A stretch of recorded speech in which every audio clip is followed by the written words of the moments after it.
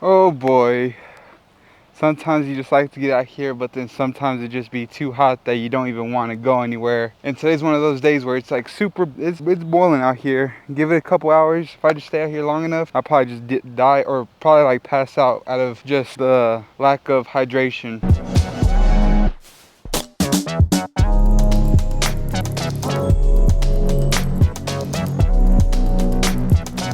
What is going on, YouTube? We are back at Polecat disc golf course and we got a few new discs. So what we're really gonna be highlighting out here is the new glyph from Infinite Disc. We got it inside this sparkle glow plastic. I don't know really what the name of it is. And we also got the R blend plastic right here.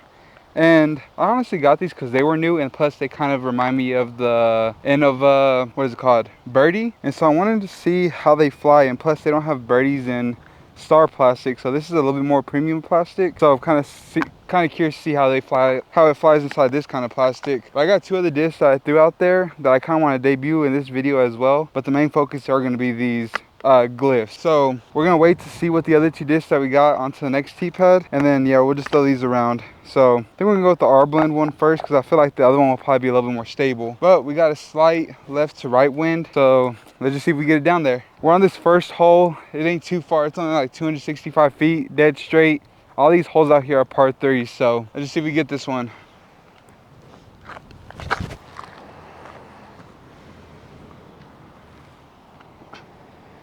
All right, so not really overstable. Plus, I didn't really pop that one out there. Let's see if we let's get this one just a little bit more juice.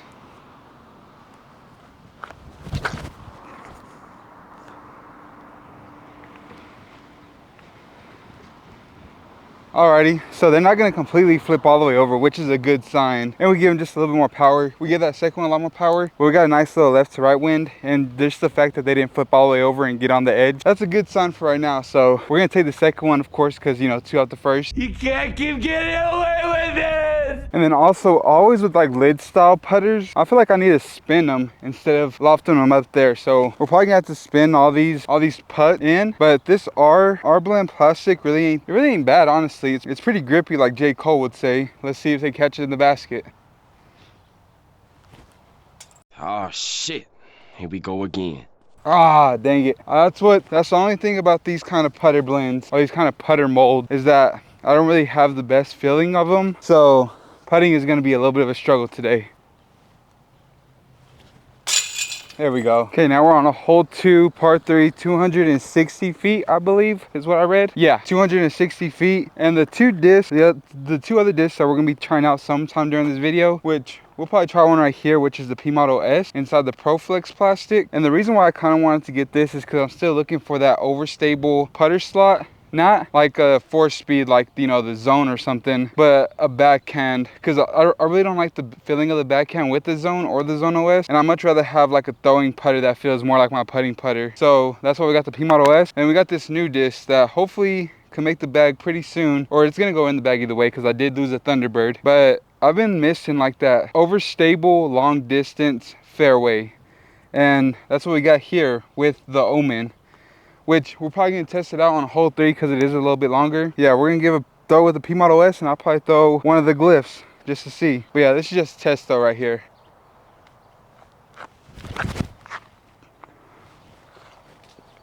Oh, really overstable. I put that on too much flex, which I thought I was gonna have to do for it to come out. But I mean, I guess I really don't have to put that much flex. I could probably throw a hard flat, and you'll probably just have a nice little bite at the end. But come on, Glyph. We're gonna throw the sparkle one.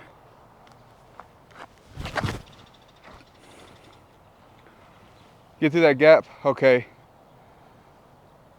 That shouldn't be too bad. We're still gonna have a putt. But the only thing is that I probably threw that just a little bit too hard.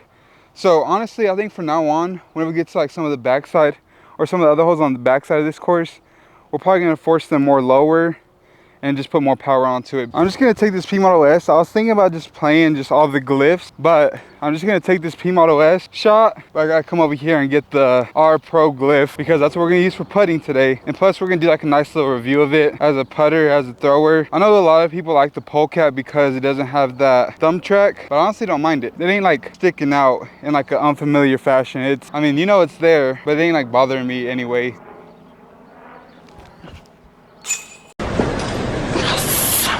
There we go. Stepper's back. The big stepper, Mr. Morale. Now we're on hole 3, par 3, 390 feet. And this is actually going to be like a pretty great test for the Omen, just for the fact that we do have just a slight headwind coming down the fairway. And we're probably just going to put this flat, see what actual true flight it gets. And yeah, we're just going to see if we get down there. I'm just hoping that it's probably not the most overstable thing to ever exist, because there is water over there on the left side. Okay, that's a nice little flip. I honestly don't know how much of that y'all can actually see, but we put some power behind it. Yeah, we're probably just left, probably about like 40, maybe 45 feet. But I did put some power behind it with a slight little headwind. It did get some turn out of it, and yeah, but it had that nice overstability, so that's gonna be good for like some slight flip up forehands, or even like some nice long hyzers if I want them. So yeah, I mean, the Omen's gonna probably be a good, like a good 10 speed to go inside the bag. Alrighty, I think honestly I was just thinking about the form coming up the fairway and just make sure I'm hitting everything correct, because I did notice I am kind of putting the disc a little bit more nose up. So we're gonna see if we can fix that, but I would say we got probably like a nice, so we're probably just barely inside the circle. Let's see if we can just clutch up right here. There we go. Now I'm honestly questioning that last hole that we played. I don't know if I was outside or if I was inside the circle. Who knows? Y'all will never know. But 2 for 2 already. Or 2 for 3, I should say. It's a good score. Now we are on hole 4, par 3, 324 feet. I believe. It doesn't seem that far, but I guess so. 324 feet. And we're just going to give the glyph, both of the glyphs, some power right here. Like I said, I gotta kind of fix the nose up part, which I think if we do kind of throw nose up right here, it ain't the worst thing. We got a nice little tailwind, so it'll probably drop things, so I do gotta put it just a little bit higher. But I think I want the Sea Sparkle Glow. I'm pretty sure that's the name of it. It says Sea Blend right here. So, oh, look right there. Metal Flake Glow Sea Blend glyph. Let's see if we just get it down there.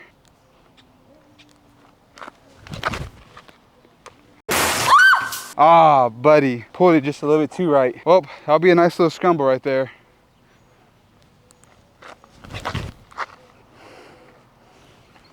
That could go in the basket if it's far enough.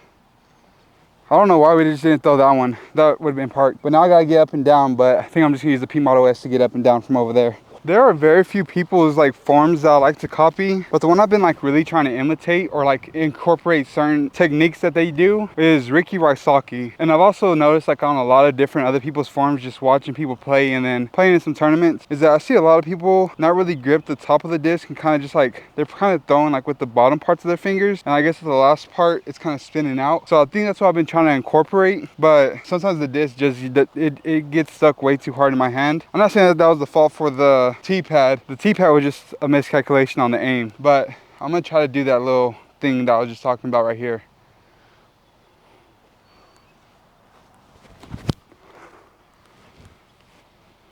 I need it to go left now. Okay, not the worst, not the best. I didn't think it was honestly gonna hold for that long, but I guess whenever you put on some turn, it's just gonna do whatever it does. This is what happens whenever you have a big mistake on the driving. Look at this. There goes the R blend glyph, there goes the basket. This would have been like a nice, easy little putt right there. Now, instead of having a putt for bird, we got a putt for par. There we go. That's the putt we know. I don't, honestly, y'all let me know in the comment section down below, do y'all always want to be on the pole, or do y'all want to make like on the right side of the basket? I think the part that I aim for is just a little bit right side of the pole, but if I like hit dead center in between the outside and the pole, that's probably like the best money spot that I could find. But whenever it comes to like certain other baskets, I like to either aim lower on the pole, or sometimes I even like to aim just a little bit left. It all just depends on what baskets I'm putting at though. Now we're at hole 5, par 3, 222 feet. And I'm honestly just gonna throw all my putters right here. I think the Omen's probably pretty much done for the day. I just want to throw it on that long hole just to see the initial flight that I'm probably gonna be expecting. We're gonna throw the glyphs first, and then probably on like the last 3 holes, we'll probably just go straight glyph. But I think right here, we're gonna go with the R blend one because it has been probably the best one out of the 2. I'm gonna try a little fan grip action right here. We're just gonna throw it just a little bit nose up, off to the right. See if we can not just get one in the basket. Ah, it's just too straight. And we didn't throw it hard enough. Dang it. I didn't know what, I thought I was huge or something.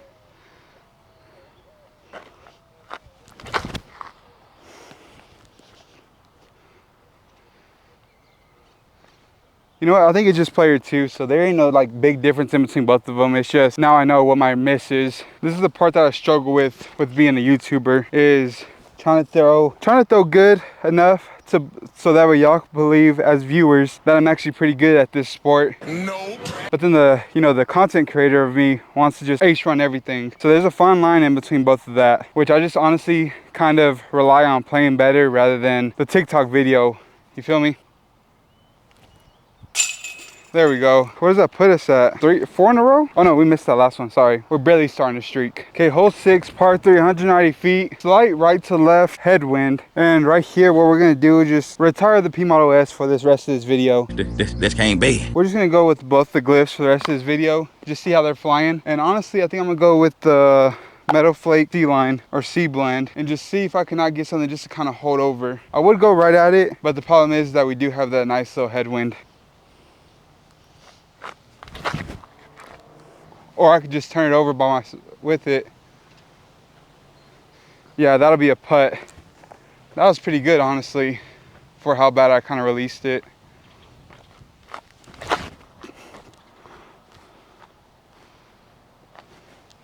Now that one would have been parked. Alrighty, nice little low ceiling. I don't think we'll probably need to push it because it ain't the farthest out. Hey, maybe. You know what? I'm just gonna kind of blast this one in there. If y'all get hit, y'all get hit. There it is.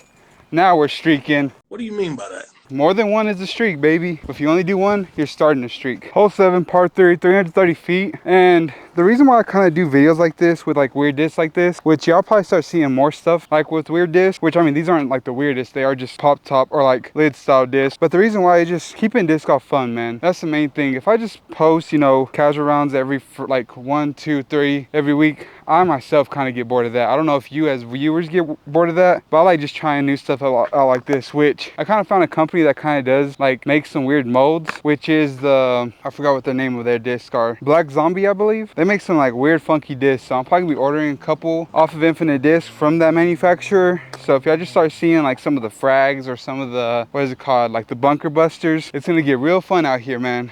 But yeah, y'all just show y'all support. Make sure y'all leave a like, subscribe, comment down the videos, and make sure y'all sharing the videos as well, because I do it for y'all, man. But we're gonna go with the Meadow Flake C-Blend one again, because I need to be able to put more pressure onto this. Flip, go straight, please. Dang it.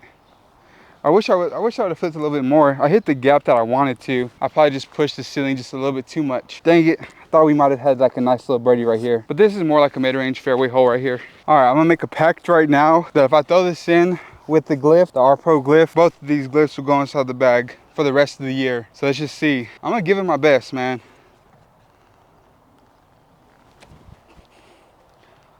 Oh, snap.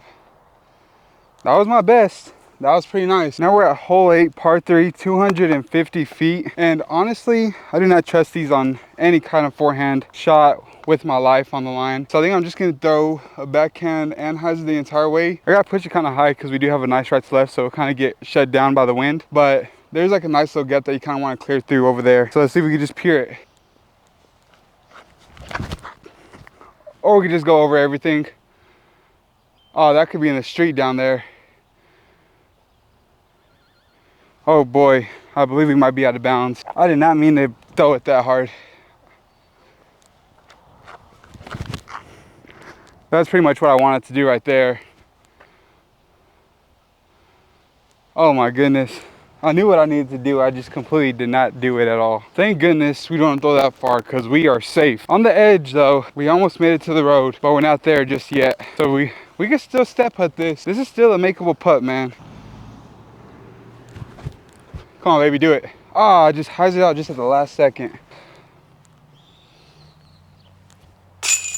Okay, now we're on hole 9, par 3, 322 feet. Honestly, this Meadow Flake Glow C-Blend one hasn't been treating me right. So we're gonna see if we just end off with this R-Blend one. I'm still gonna throw that one, but we're just gonna see how this one flies, man. Honestly, kind of curious to see how this flies up against the birdie. Which, I mean, I still have one. So if y'all like to see that video, make sure y'all comment down yes in the comment section down below. Or just like the video up. Let's just see how it flies right now. Yeah, you suck. Ah, that was at least 80 miles per hour inside the tree. No.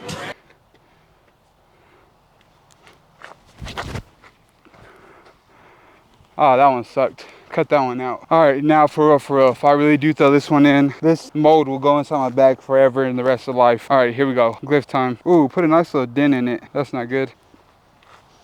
What the fuck, Richard? Okay, now I'm just shanking all these drives.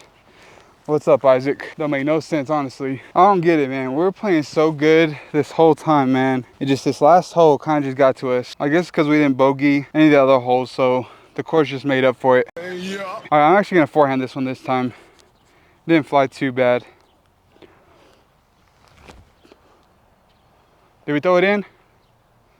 Oh, that was so close. That'd have been kind of sick for the par save. All right, the last putt of the day. I need to make this one, man, because we're already sitting at what? That'll be 1, 2, 3. This is for a 4, and we kind of need it, man. I don't want to be shooting anything, you know, crazy out here. Come on, Glyph.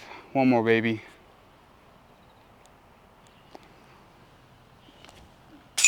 Oh, I thought I missed that. Oh, and also, like I was saying earlier, how I would never trust these discs with a forehand. I was honestly thinking about a post that, you know, the guy from Another Round made. What's his name? Joseph. And he said that, or he made a post saying that every disc is a forehand disc, which there is some truth to that whenever it comes to, like, I would say fairways and distance drivers. And the only thing about mid-ranges and and putters with forehands is that you gotta be more touchy, which is something I'm not really good at. So I don't really like forehanding a lot of different ones, except whenever I get into like the 100 to probably, like, I would say 180 feet. I could probably forehand most putters and mid-ranges, but I just have like a weird kind of release in my forehand that anything over that, I kind of have to put too much power into them. And so if they don't completely like just roll over, or if I don't completely wrist roll them out of the hand, later down in the flight, if I guess I don't put enough spin on them, they kind of like flutter out and go left. So that's the reason why I don't kind of forehand a lot of discs. And I'm very particular with the disc that I do forehand. Yeah, nothing much more to say about the Glyph. Not a disc that's gonna go inside the bag, but it is nice to have. Honestly, I'm trying to just build up a nice collection of a whole bunch of different like cool style discs or cool stamps, to where I like, maybe one day I'll like create like a disc wall or something, and I'll be able to put all those discs on there. But yeah, anyways, the overall senses, or the overall message about the Glyph is that if you are into the lid style disc and you want to just try different modes, or if you want to try a different mode with a thumb check on it, like rather than the Polecat, and you want them inside like a different plastic, like a more premium plastic, yeah, make sure you go check the Infinite Disc Glyph in through the Infinite Disc, you know, factory store or whatever you buy your disc or something. I don't know where these are retailed at. I honestly just got them off Infinite Disc. But yeah, I'm kind of rambling too much, yapping along. That's gonna do it for the end of the video. Make sure you leave a like, subscribe, comment down what other weird discs I should try out, or what other lid style discs I should try out. And also make sure y'all share the videos, because that is helping a lot. So yeah, I'll catch you in the next one. Peace.